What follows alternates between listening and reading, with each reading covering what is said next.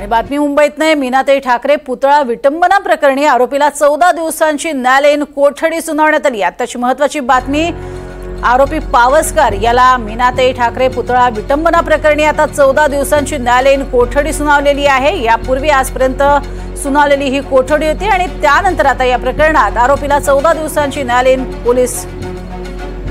कोठडी ही सोपवण्यात आलेली आहे आणि त्यामुळे अर्थात येत्या काळामध्ये जामीन अर्ज केला जातो का आणि पावसकरची सुटका होते का हे पाहणं महत्त्वाचं ठरणार आहे।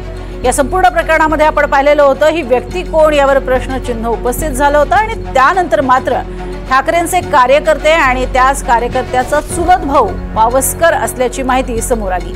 अधिक माहिती घेऊयात ऋतिककडनं। ऋतिक, काय अधिक माहिती? नक्कीच आपण बघतोय की जे उपेंद्र पावसकर आहे त्यांनी हा प्रकार घडवून आणलेला होता। मीनाताई ठाकरे यांच्या पुतळ्यावरती अर्धाकृती जो पुतळा आहे त्याच्यावरती रंग फासण्याचा प्रयत्न केलेला होता। त्यानंतर पोलिसांनी त्याला 24 तासात अटक केली। त्यानंतर न्यायालयात हजर केलं होतं शिवडीच्या। त्यावेळी त्यांना 2 दिवसांची कोठडी मागितलेली होती। 2 दिवस हा तपास करत आज त्यांची कोठडी संपलेली होती।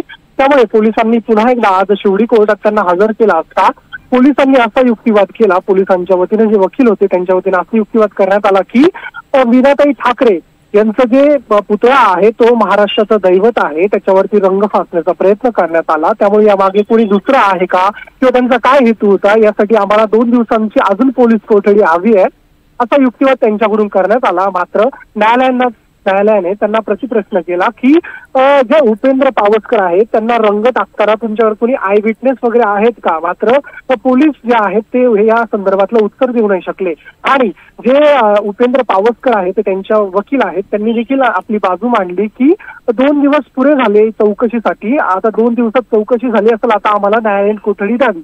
त्यानंतर या युक्तिवाद ऐकून घेतल्यानंतर जे वकील आहे जज आहे तर त्यांनी सांगितलं की आता जे उपेंद्र पावसकर आहे तर त्यांना 14 दिवसांची न्यायालयीन कोठडी असेल।